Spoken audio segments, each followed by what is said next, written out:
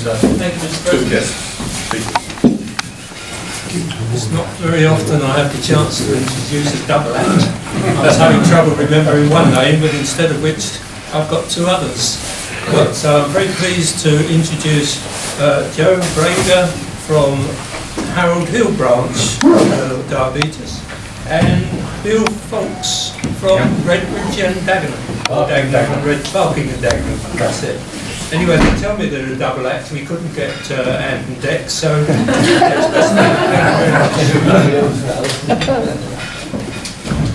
you like to? Yeah, so I'm going to do it. Yeah, I'm going to do the talking, Bill's washing up.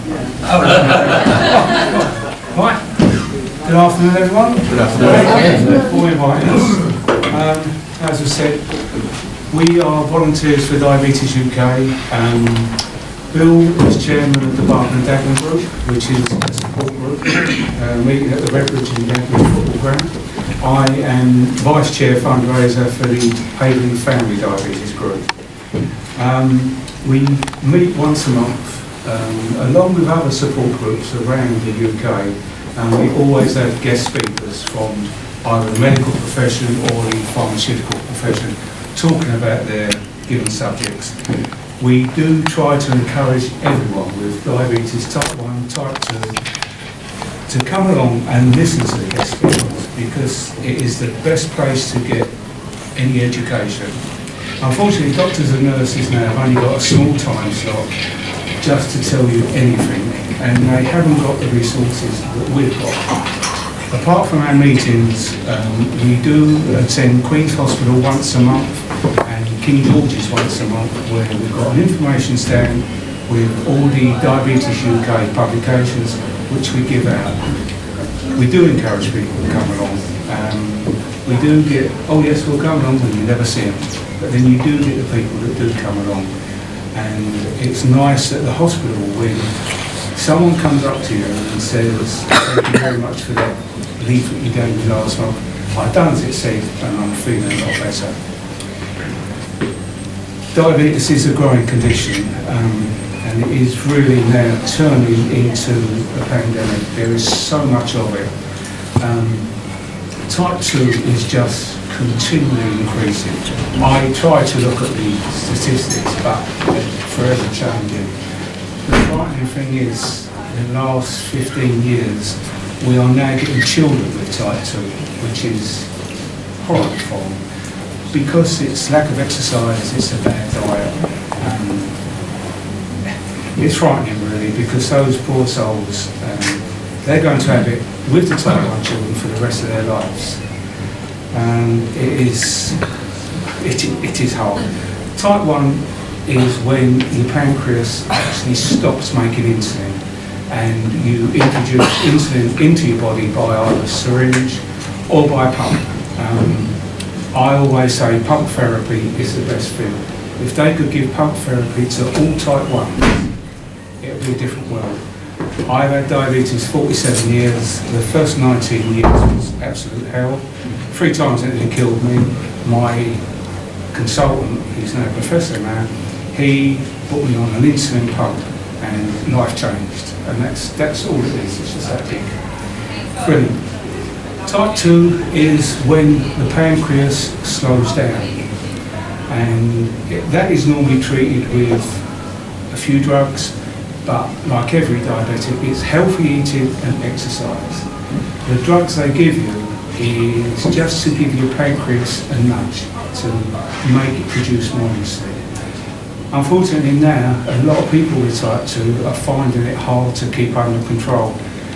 I'm sorry to say they're putting a lot of people with type 2 onto insulin, but it's not a problem, and it is the best way to keep the diabetes under control. I'd like to say that there will be a cure, but not yet. I won't see it in my lifetime. The nearest thing we're getting to it is a transplant. The first person in the country to have the transplant was Richard Lane. Richard was Diabetes UK president for a lot of years. His story was that he had type 1, he went onto a pump, it didn't help. He had a very high-polluting job. He'd done the right thing, he got up in the morning, He was driving to work, he tested his blood, it was a good figure, and he woke up 5 days later in hospital with a broken back, 2 broken legs, because his diabetes was out of control. They decided for him to be the first transplant. Richard is absolutely brilliant. 2 years ago, he actually walked the length of Havering Wall to raise money for Diabetes UK. So there's that coming off in the future. There is now talk of a type 3 diabetes, which they're linking to dementia. I think Bill was the first one to get it. And apart from that, there is gestational diabetes where women get pregnant, they do get type 2 diabetes. 9 times out of 10, it just goes away, but it can come back in later life. Diabetes takes up 10% of the NHS budget. It is the biggest cause of blindness, of amputations and strokes. And it is just due to poor diet, lack of exercise. What really is needed is more research. I'm not in any way political, but this really does wind me up. Cancer research gets £500 million a year towards research. Cardiovascular gets £165 million a year. Diabetes gets £60 million a year. There's a great contrast there, and it is becoming a pandemic. Research will hopefully find a cure or find an easier way of treating it, but the money's not there. Diabetes UK are pretty good. They do give a lot of money to research. I wish I could get hold of some of it, I know what I would do with it, but honestly, somewhere along the line a shake-up is needed to give them more money. Right, one page, try that one. Unfortunately, it does hit the Asian and Afro-Caribbean community a lot, but we're now finding out that in China it's hitting them a lot, and also in Russia, so it's now just absolutely everywhere in a bad way. This is one of the reasons why support groups such as ours exist. We can help. We do not, either at the support groups or at the hospital information stands or any other event that we do not, cannot and will not give medical advice, but we do give practical support. We do have a listening ear, and more often than not, we are a shoulder to cry on. For some of the stories you hear, especially when the parents come up and their child has just been diagnosed, they can't understand where it's come from. There's no diabetes in either of the families, but it Tuesday. It just hits anyone and everyone at any time.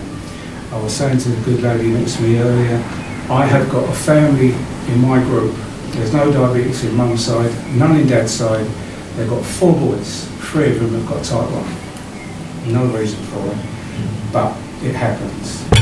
So when we're at the information stands, we give out all the latest literature, and for those of you who have got diabetes or you know someone with diabetes, I brought some bits and pieces along there for you to take away.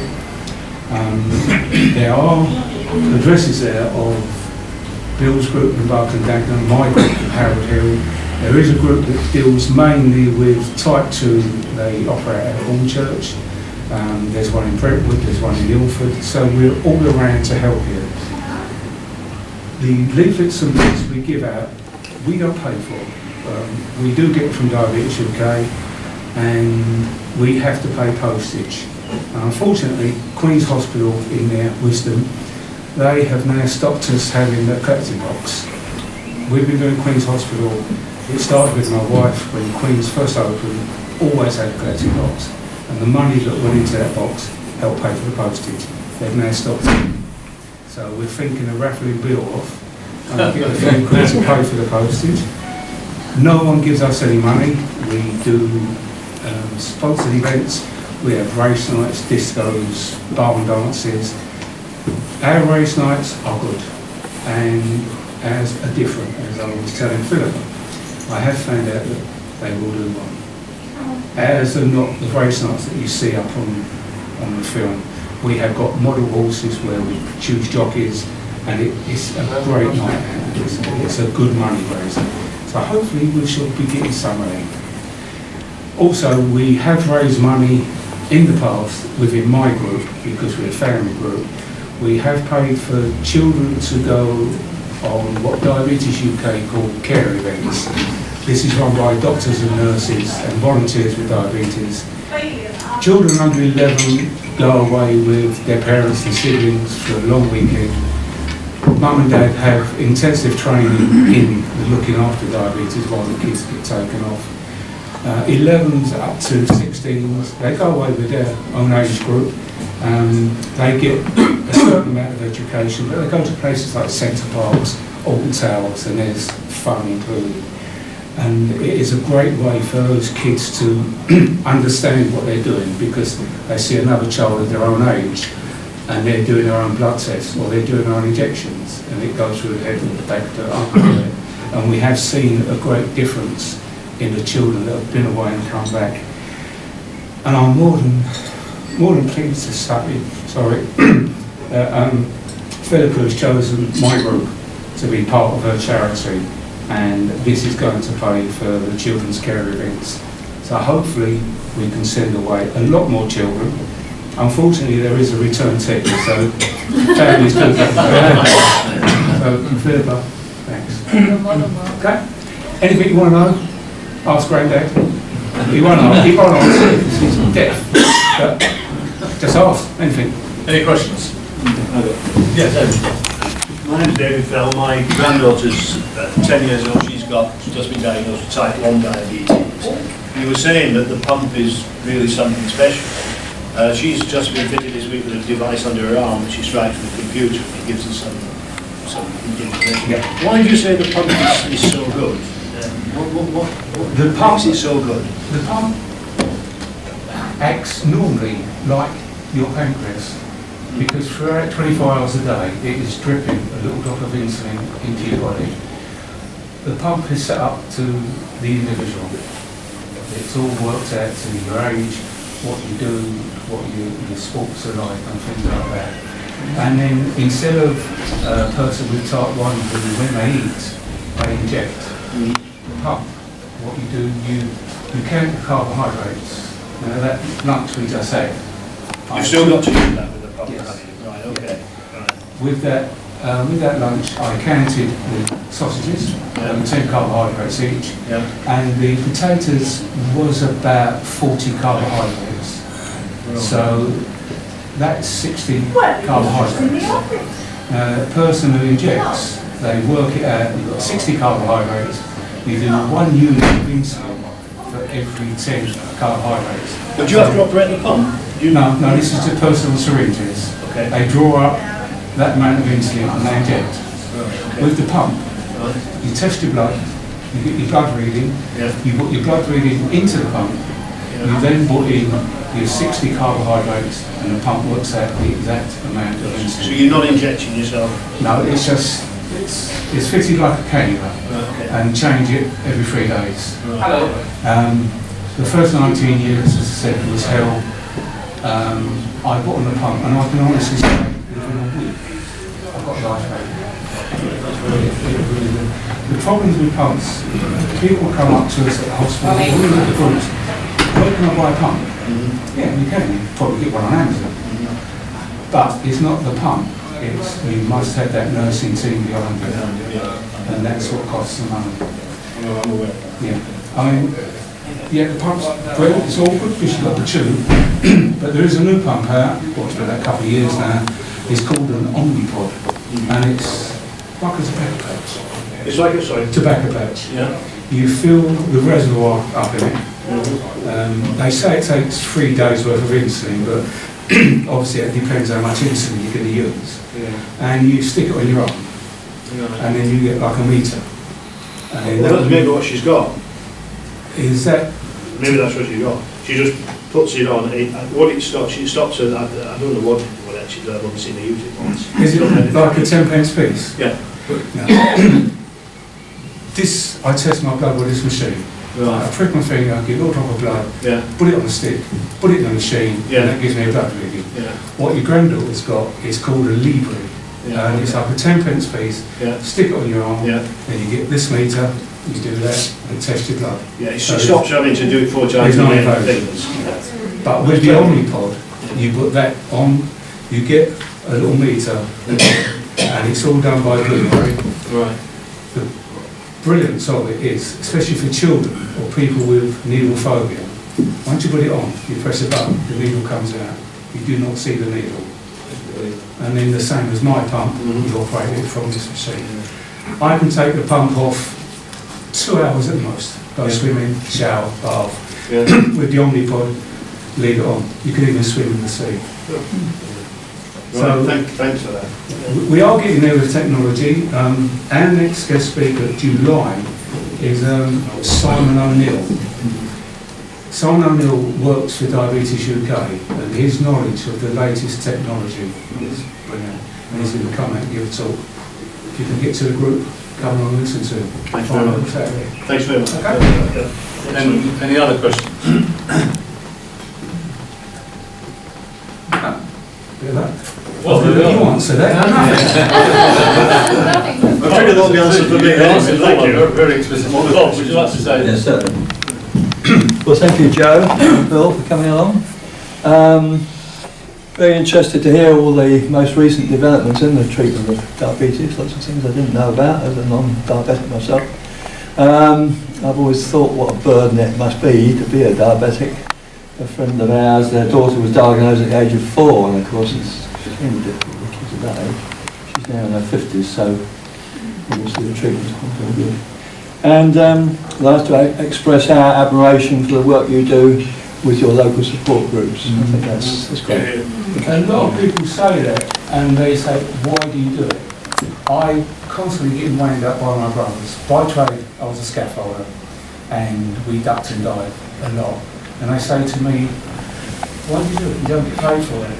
And the answer is, because I can, and because I had help.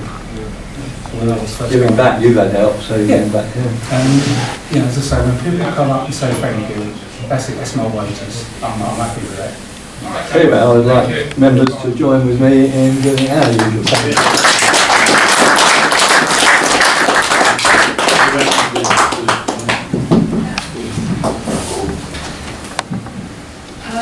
Hello everyone. I wasn't due to speak, but I just feel I want to say a couple of words. I first met Joe at his stand at the Queen's Theatre. I was newly elected as Deputy Mayor, and I was giving out awards for the Volunteers Week. And Joe's stall and his band of merry men were alongside me, and so we were chatting, and I happened to tell him a personal story about a family relative who was newly diagnosed with diabetes, and Joe gave me so much information and so many like the books and everything, and I took that back to the family member it was really informative to all the family. And what I really liked about Joe and his family support group, I could sense how passionate they were. They weren't there doing it because I'm being paid for the charity or anything like that. And as a diabetic himself, I just felt I really would like to help them because they raise their own money and it's all off their own back.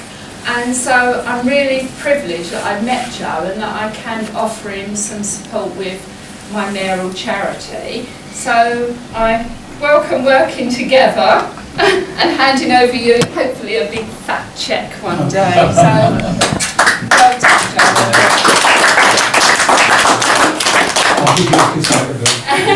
Oh, sorry, Bill. And I'd just like to thank everyone today for making me so welcome. A privilege to be amongst friends in my mayoral robe, so thank you.